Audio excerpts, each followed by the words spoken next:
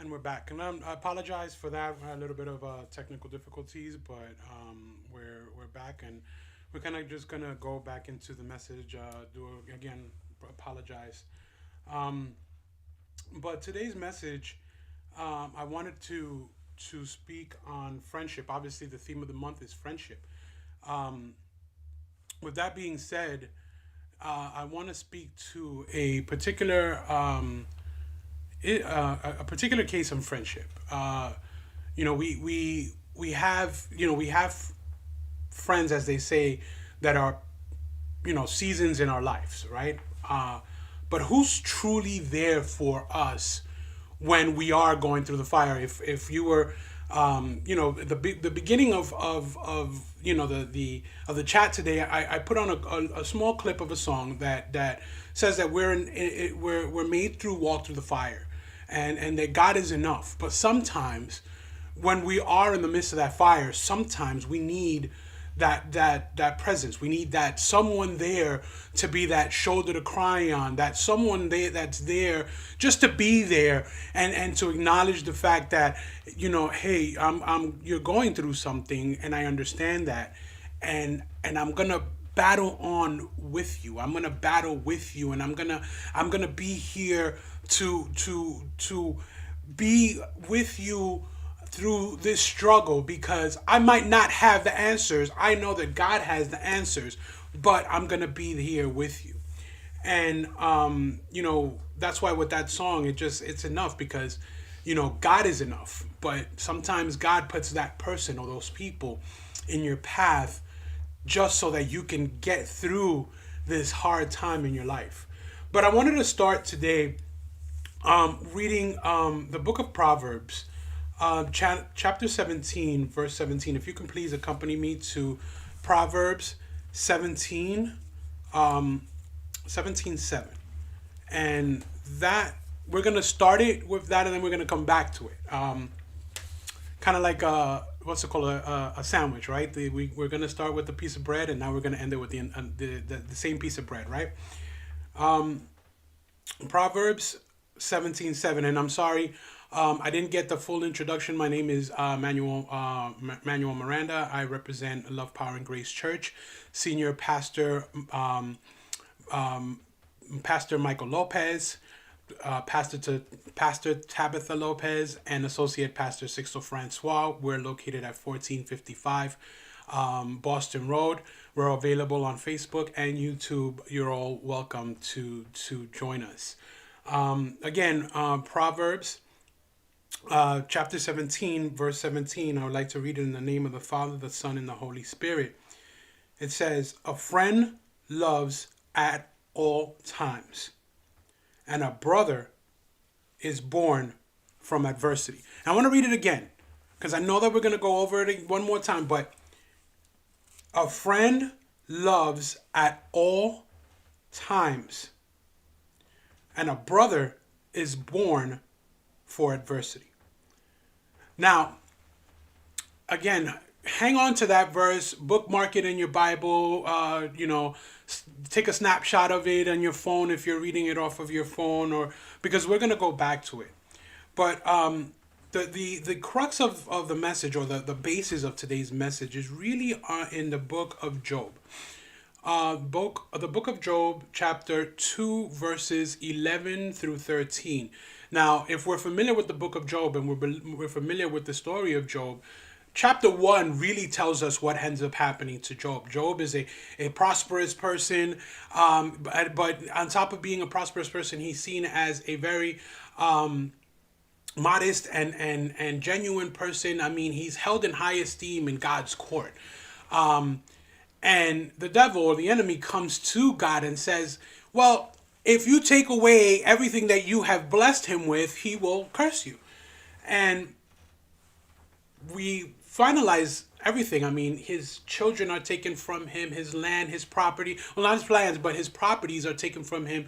And now we begin chapter 2, and chapter 2, basically, I'm sorry, is where these attacks take place. Chapter 1 is where the discussion takes place as to whether to take these things from him.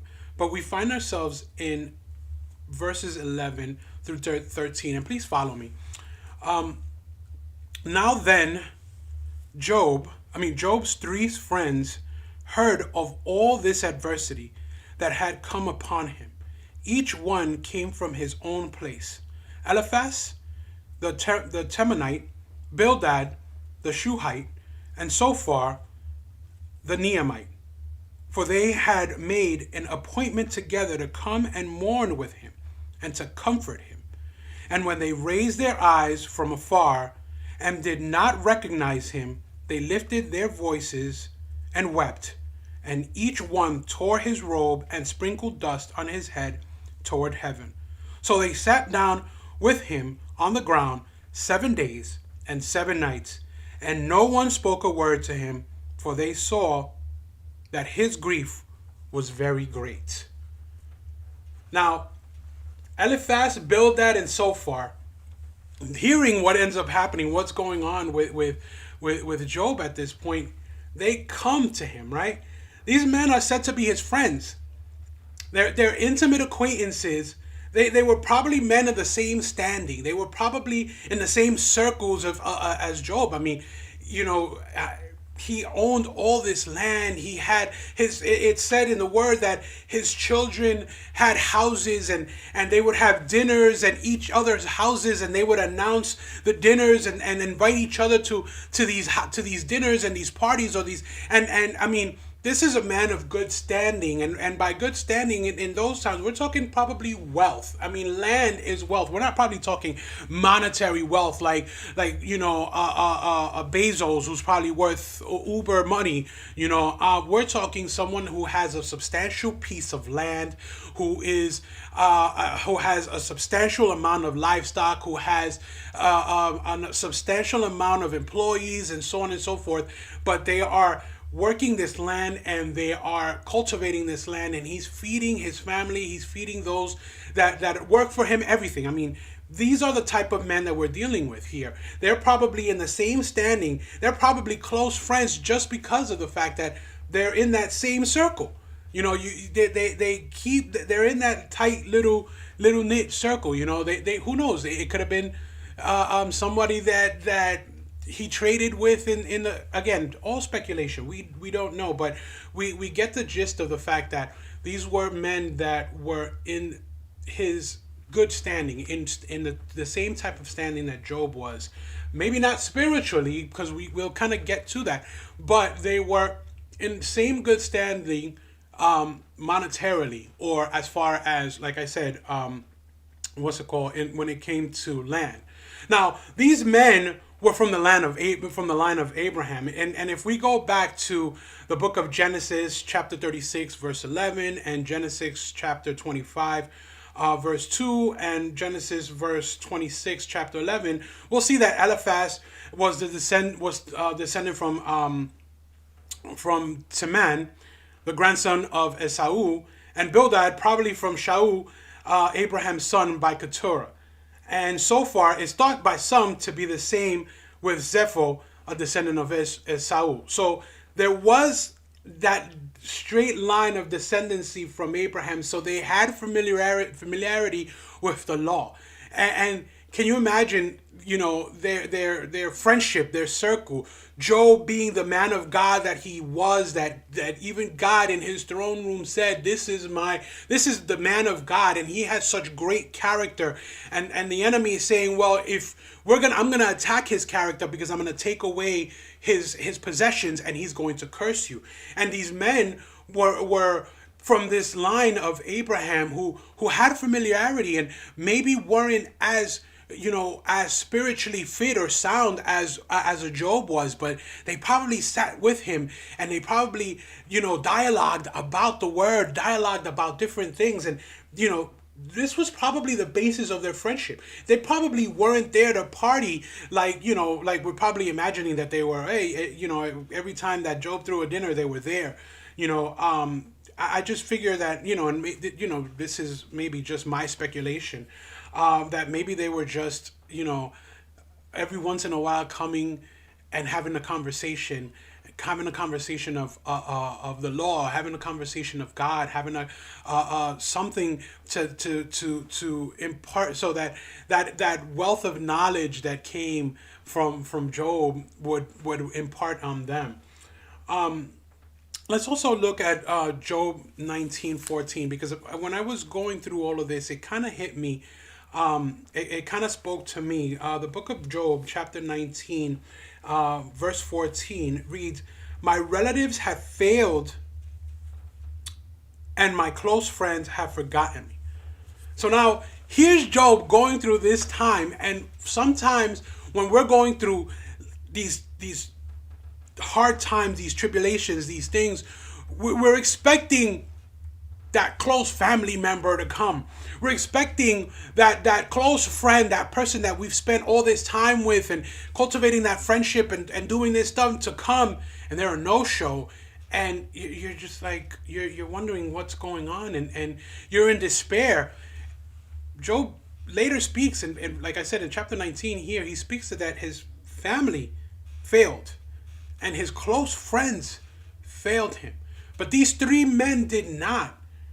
These three again, we're gonna go through it. These three men did not fail him, and it spoke to me because, so many times,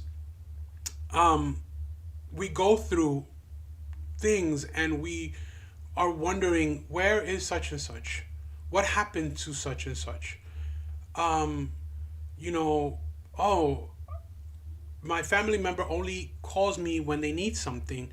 Now I'm here. I don't need anything. I just need a shoulder to cry on, but they're nowhere to be found. I can't even get them on the phone.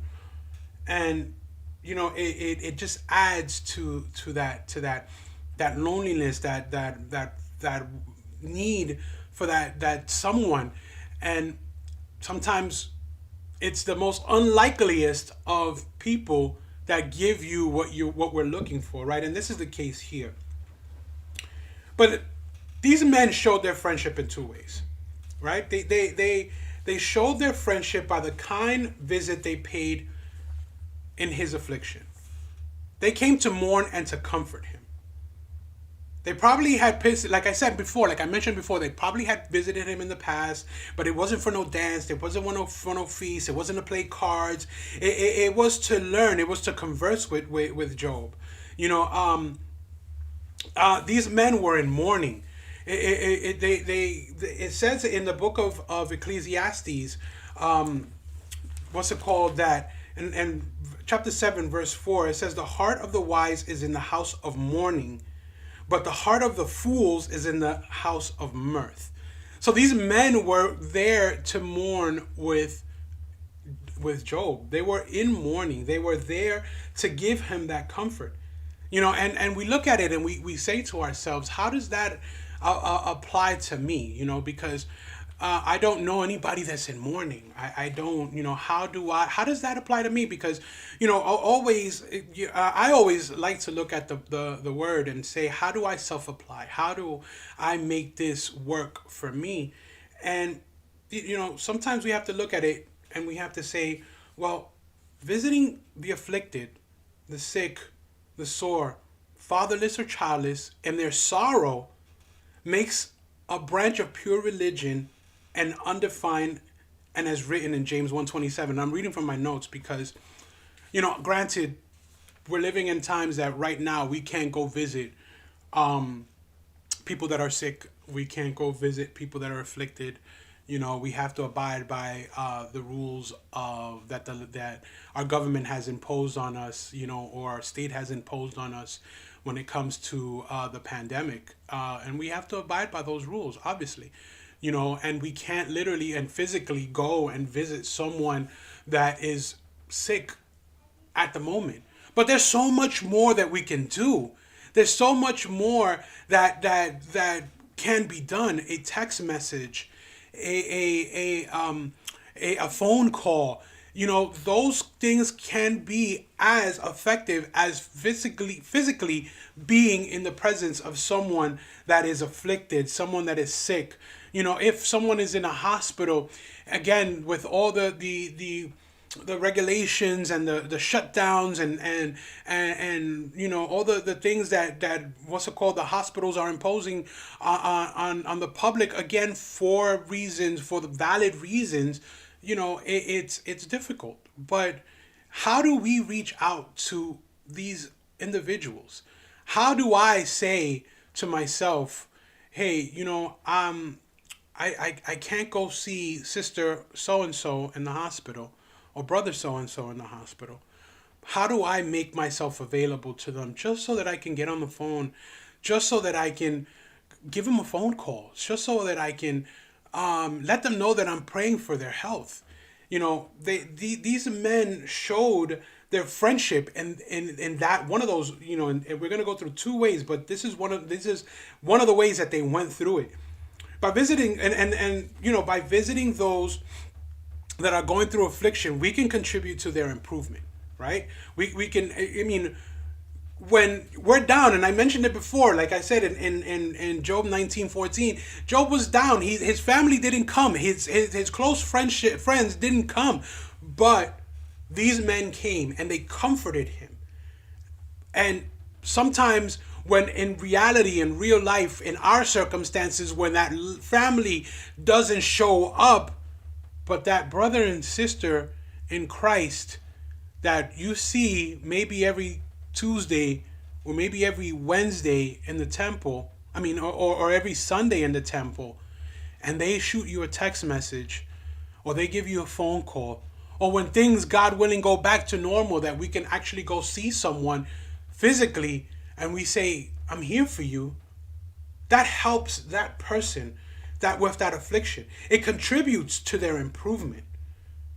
Now, of their comforts, we're putting their respect, and we're putting them to encourage. We're helping them encourage. We're encouraging them by our presence.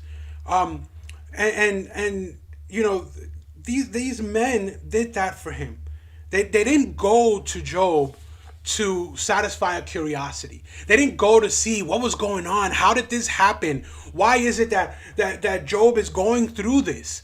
Not like David's fake friends in the book of Psalms, and I believe it's chapter 41, where they go to see him, to see what's going on, and to talk ill of him, that he was carrying some disease or something like that. No. These men went to see him, not to find out why he was going through what he was going through, and to quench their curiosity. No, they went to see him, to mourn with him, to be with him. They encouraged him. They made his situation, they try to improve his situation just by being there, by being present. They came to mourn with him, to comfort him. It's much more pleasant to visit those in affliction, to whom comfort belongs, than those to whom we must first speak conviction. And that, again, that's big to me. It is much more pleasant to visit those in affliction, to whom comfort belongs, than those to whom we must first speak conviction. These men were not sent there. Nobody sent them. Job didn't call them and say, come. They made a plan on their own. They called each other in whatever means they had then, and they came together and they came to see Job on their own accord. See, in other words, sometimes it's better for us to take the initiative, in comforting, rather than for us to wait or anticipate for that invitation. What do I mean? If someone is ailing, if somebody's feeling down, if somebody is going through something, if someone is sick, if someone is like I mentioned before, fatherless or childless, or just going through any kind of affliction, why is it that we have to wait for an invitation to be that friend? Why do we have to wait for sister so-and-so to say, I'm going through this, can you please pray for me? Now, granted, the way things are today, we might have to wait for that invitation, because we don't see sister so-and-so or brother so-and-so at the temple as frequently as we would like to because of what we're going through right now because of the pandemic, where we can see someone and identify the fact that something is not right, something is wrong.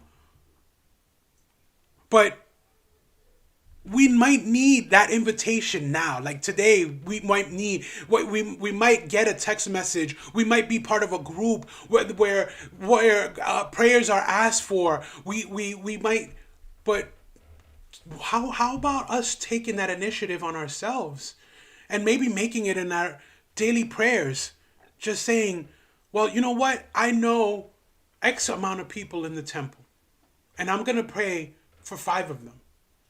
Just because we're taking that initiative. And then the next time you see that person, you might say, you know, I prayed for you. I don't know, maybe the Lord told me to speak to him on your behalf, but I felt and I was convicted to do so. We take that initiative. We might not know, again, because we have to we have to adapt to our current circumstance. We have to adapt to what we're going through at the time. But we might not know, but they might be going through something. They might be in the midst of some turmoil. They might be, going through it at home. They might be going through it at work. They might be going through it just getting from their house to the car, or getting from their house to the bus, or there might be somebody that's accosting them or something, and they just need that little bit of prayer. But instead of waiting and anticipating for them to ask for it, we take the initiative when we say, I prayed for you. Because at this point, this is what I can do for you. I'm going to pray for you. I feel it in my heart that I need to pray for you. I don't know what your circumstance is, but God knows what your circumstance is. So I'm going to pray for you. This is what these men did. They came uninvited. They did it on their own. There was no invitation. They made an appointment on their own to come to see Job and to be with him in his time and to mourn with him. Good people should make appointments among themselves for doing good, so exciting and binding one another to it, and assisting and encouraging one another in it. See, and this is number 2. Remember, there were 2 factors in how these men showed their friendship.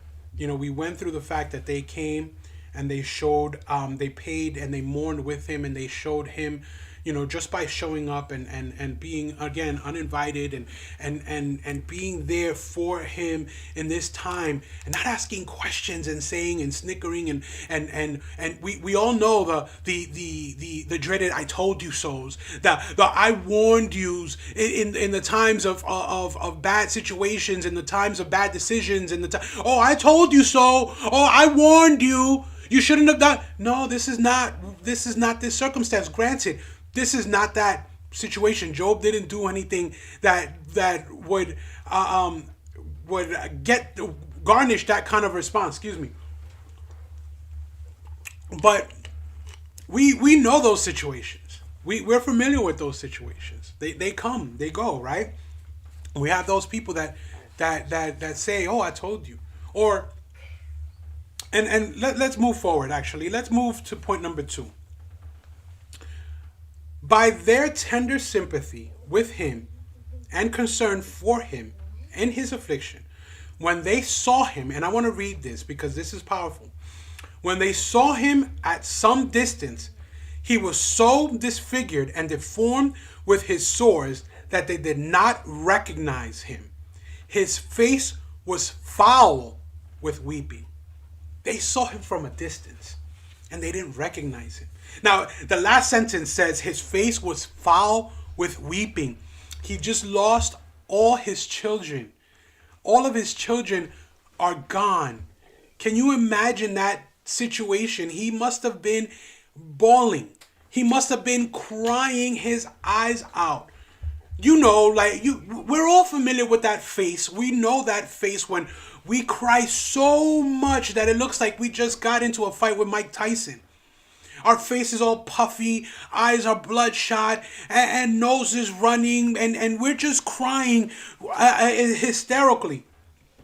And this is what these men saw from afar and they did not recognize him. Now, they probably asked themselves, right? Again, human nature, because this is who we are. They probably asked themselves, is this Job? Or maybe thought, how thou hast fallen. How is your glory stained and sullied, and all your honor laid to dust? Again, speculation. Who knows? Probably thought that. Probably crossed their minds. Because again, it's human nature. That's who we are. In the back of our mind, even though they were there to mourn, they were probably thinking that. But even though they observed that, they observed him in such a state that they did not leave in fright and loathing.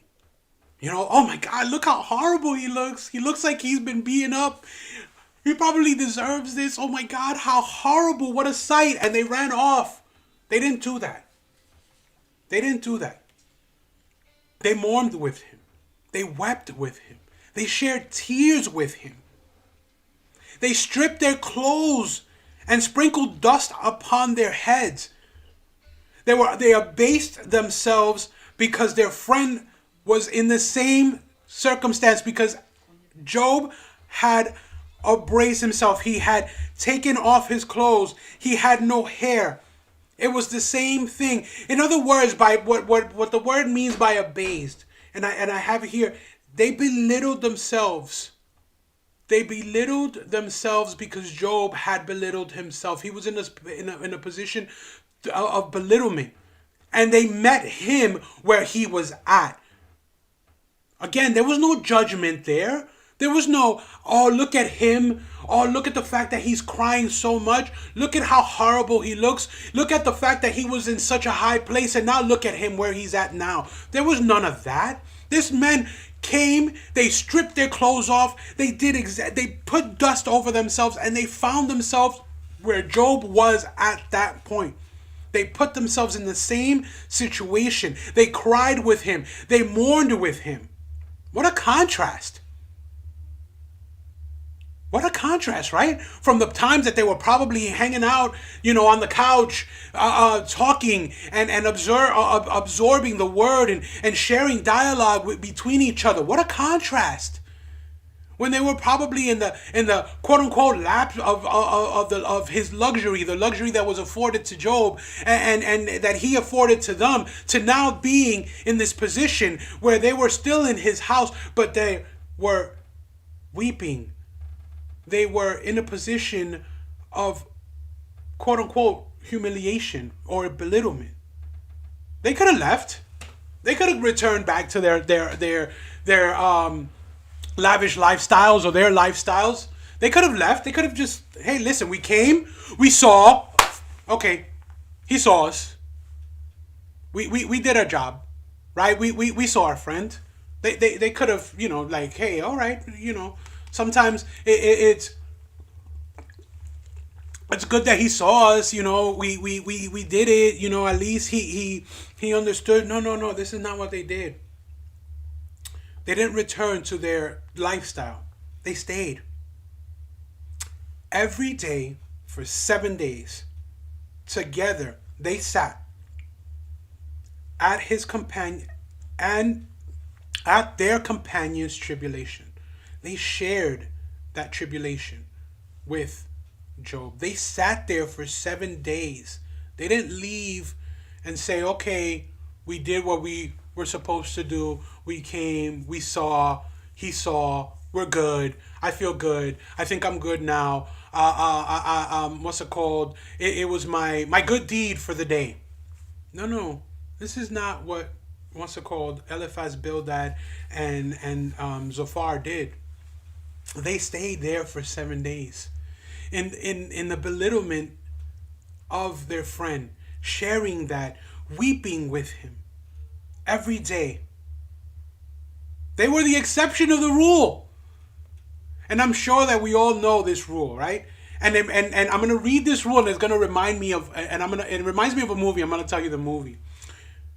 They were the exception of the rule. Those who have lost their wealth are not to expect the visits of their friends. And again, I'm going to read it. Those who have lost their wealth are not to expect the visits of their friends. The movie, when I was doing this and putting this together, the movie that popped into my head when I read this phrase, and it's a classic. I don't know if many have seen it. It is a Christmas movie. It's Trading Places. In this movie, a rich man loses his wealth because of a bet. And it's with Eddie Murphy and Dan Aykroyd, I believe.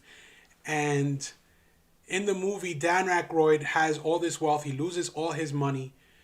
And he goes to his friends to ask them for a loan, to ask them for help, to ask them for something, because he was framed. Literally, he was framed.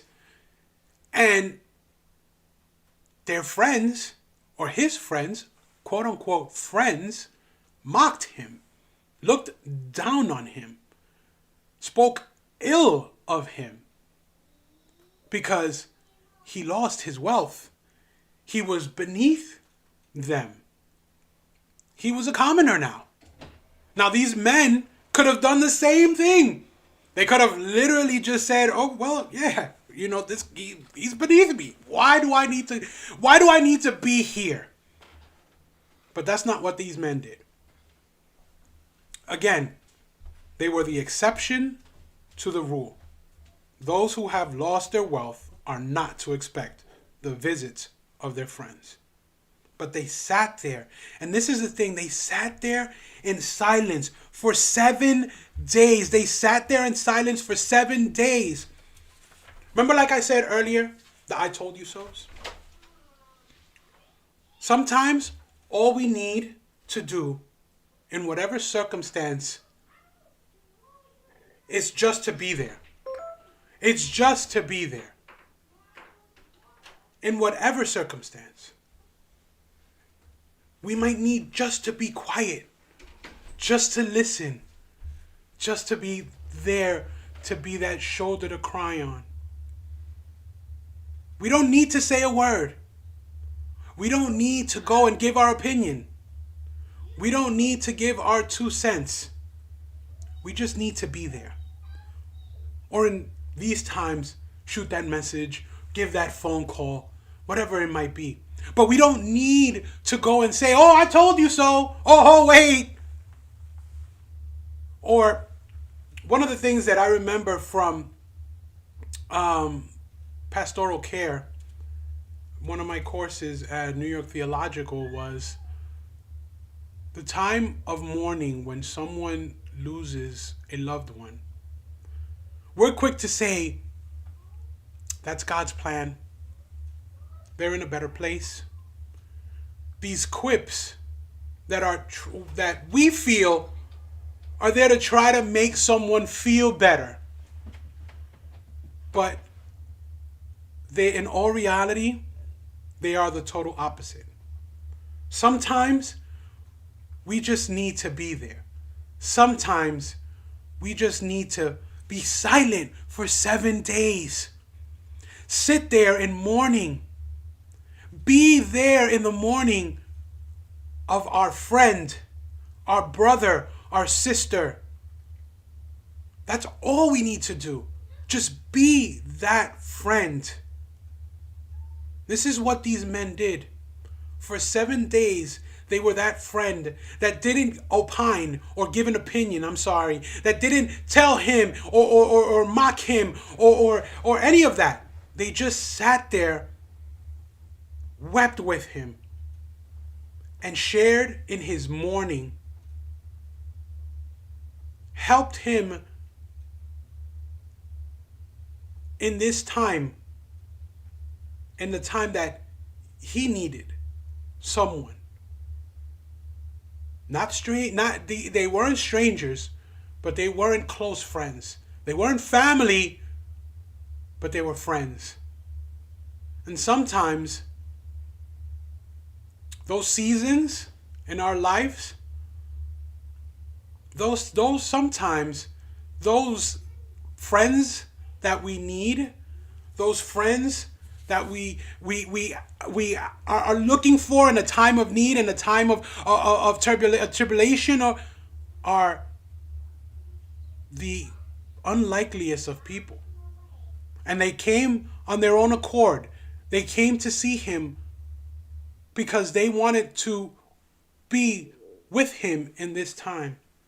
Now, one of the things that what's it called, that kind of struck to me also was the fact that,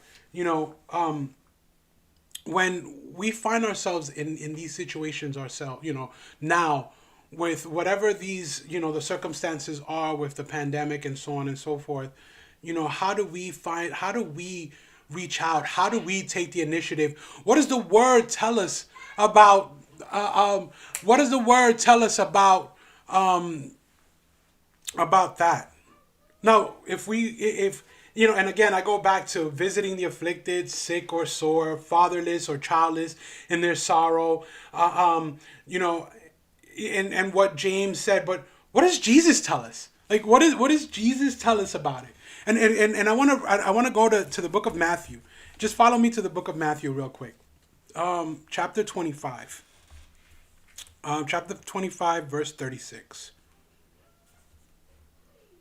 And it's real short, but it hits to the point, right?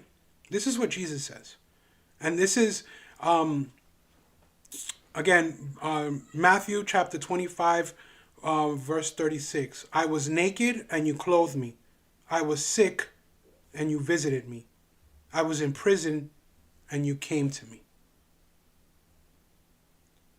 Again, I'm going to read it one more time. I was naked and you clothed me. I was sick and you visited me. I was in prison and you came to me. We are to be that friend. We need to be that friend. Now, me personally, I saw and I read this and I said, how do I improve myself when it comes to this? How do I improve? Because when we read the word, we have to be self-reflective. We have to see what it is that how is it that it's affecting me and the people around me, and how do I change and how do I improve? Because I need to improve in this. I need to be a better friend to my brothers and sisters. So I need to figure out a way to be a better friend to them. So Jesus tells me, when I was naked, you clothed me. When I was sick, you visited me. Eliphaz, Bildad, and Sophar showed me that I don't need to wait for them to come or for someone to come and tell me. I need to take the initiative. I can't wait for them to come and say, I need prayer. Can you pray for me? Speak to God. Ask God to help you. God will always say, my child, someone is in need of prayer. Can you pray for them? He'll always put that in your heart. And it's funny because there's always someone that'll come to you. And we all know that, we're familiar with it. We go to the temple, where we're in church, and someone just comes to you and says, man, brother, the other night I was praying and God just told me I needed to pray for you. And I prayed for you. And you know what? You probably didn't have a conversation with that person for the last 2 months. But God said to them that you needed that prayer. And they prayed for you.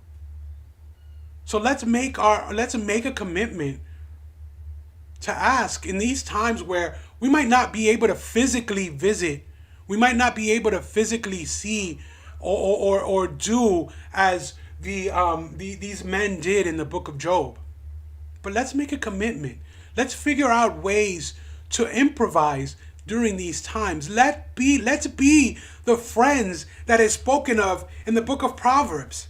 Let's be those people. And again, the book of Proverbs, chapter 17, verse 17. A friend loves at all times, and a brother is born for adversity. Let's be those friends at all times. Let's be those brothers and sisters for adversity. And let us sit there quietly in prayer, quietly with them, quietly for 7 days, for a day, for 20 minutes, for whatever it is that the Lord calls you to do, and mourn and mourn with them and be with them where they're at, not where we're at, where these people, these friends, these brothers, these sisters, these family members, these co-workers, people that might not believe anyone. Let us be that friend that is the book of Proverbs is telling us, that the book of Job has shown us to be, that Jesus told us to be in Matthew. Let us be that friend. God bless you.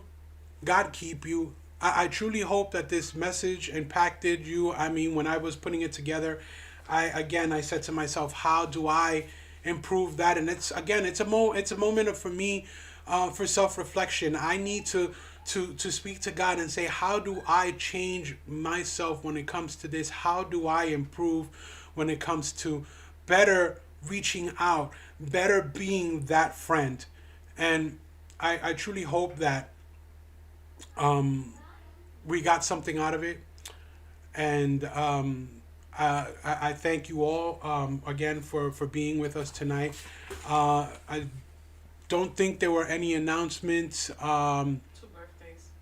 There were 2 birthdays. I do want to... Right. Anthony's birthday was on the 5th, correct? And CJ